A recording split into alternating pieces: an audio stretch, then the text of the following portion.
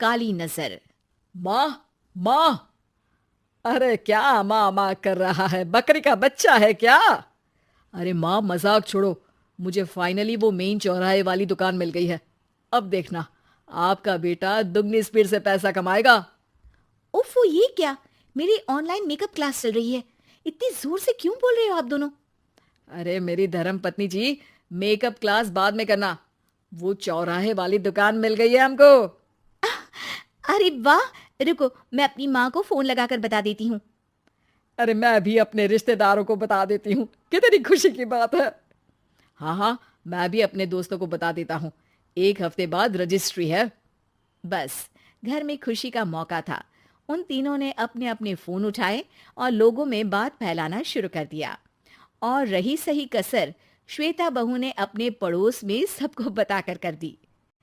अरे वर्मा आंटी, अब हम भी जल्दी कार ले लेंगे। घर का रेनोवेशन होगा और ठाट से रहेंगे हम भी।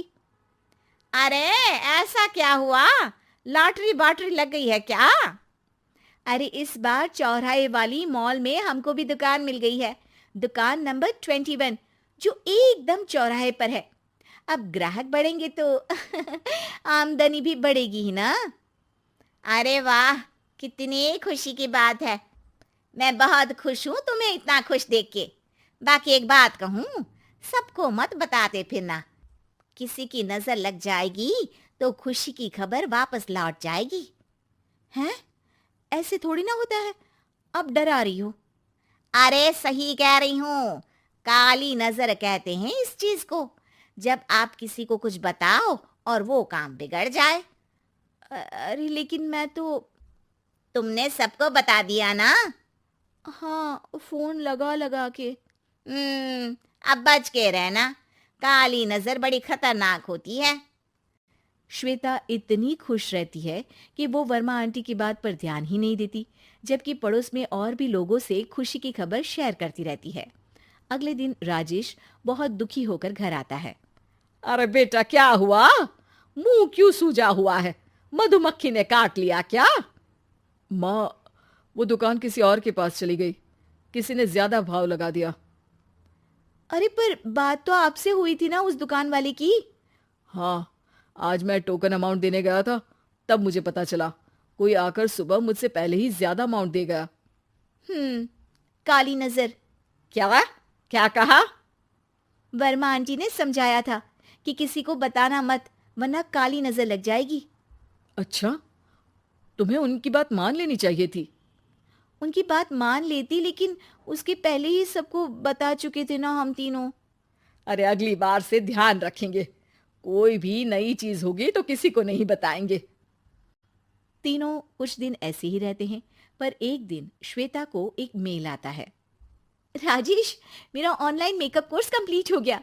अब मैं खुद का पार्लर खोल सकती हूँ। अरे वाह, अपने मोहल्ले में ही खोलते हैं।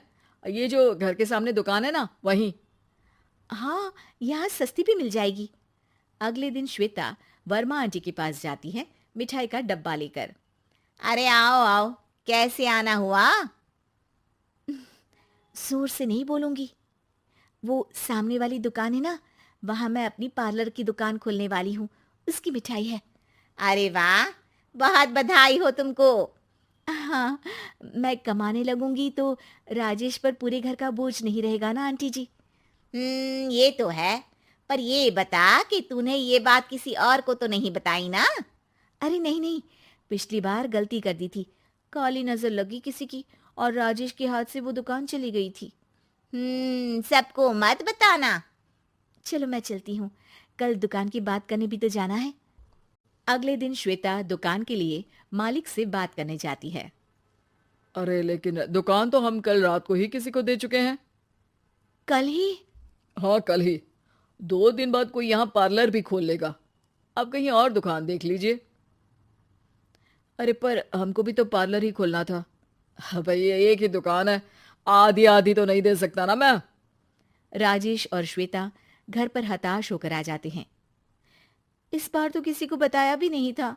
अब किसकी काली नजर लग सकती है? सुनो, तुमने माँ को बताया था क्या? अरे कैसी बात कर रही हो? माँ की नजर थोड़ी ना लगेगी। पक्का तुमने किसी को नहीं बताया था ना? सिर्फ वर्मा आंटी को बताया था। उन्होंने ही मुझे किसी को नहीं बताने को कहा। अरे यार, तुम भी सही हो। मेरी माँ को नहीं बताने को कह रही हो, पर वर्मा आंटी को बताना तुम्हें जरूरी लगा। अरे वर्मा आंटी ने ही तो काली नजर के बारे में बताया था ना। वो हमेशा हमारा भला ही तो चाहती हैं। मेरी माँ भी हमारा भला ही चाहती है। अरे पर चिल्ला क्यों रहे हो? बात नहीं कर सकते क्या आराम से? नहीं आता वो आराम से बात करना, और करना भी नहीं चाहता हूं मैं। दुकान जाने का दुख गुस्से में बदल गया था और राजेश और श्वेता में बात बंद हो गई थी।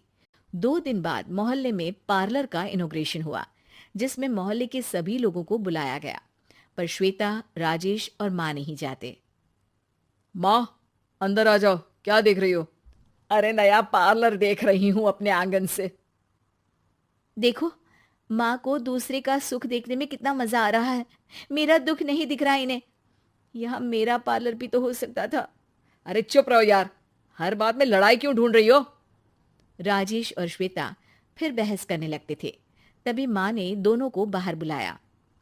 अरे जरा देखो तो, दुकान चलाने वाले का बोर्ड पर नाम क्या लिखा है? श्रुति वर्मा। गाड़ी निकाले बेटा, हमें कहीं जाना है।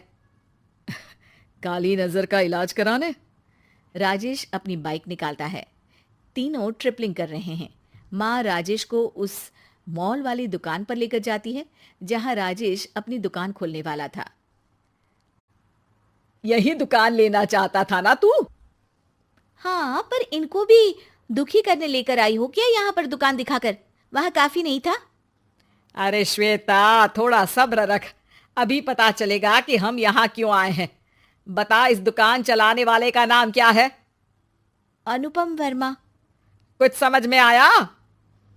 वो दुकान वाली श्रुति वर्मा, ये दुकान वाला अनुपम वर्मा, और हमारे पड़ोस में हमने उस दुकानों के बारे में बताया किसको था? अब वर्मा आंटी को। मतलब वर्मा आंटी ही हमारा काम बिगाड़ रही है? नहीं नहीं, ऐसा नहीं हो सकता। ये बस इत्तेफाक है। राजेश अपना फोन निकालता है और श्रुति वर्मा और अनुपम वर्मा के नाम फेसबुक पर सर्च करता है, जहां ये दोनों ही वर्मा आंटी के रिश्तेदार होते हैं। श्वेता को समझ में आ जाता है कि वर्मा आंटी की ही नजर काली नजर है। अब क्या करना है? कोई भी खुशी की खबर हो तो काली नजर से बचना है, यानी वर्मा आंटी से बचना है। अरे पर मुझे ये समझ में नहीं आया कि वो हमारे साथ ऐसा क्यों करेंगी। अरे बेटा, एक सीख है, दूर के आदमी को आपकी तरक्की से कम परेशानी होगी, पड़ोसी को ज्यादा। दोनों माँ की बात में हामी भरते हैं और अगला काम चुपचाप करने की कसम खाते हैं, ताकि आगे से वर्मा आंटी कोई काम ना बिगाड़ सके।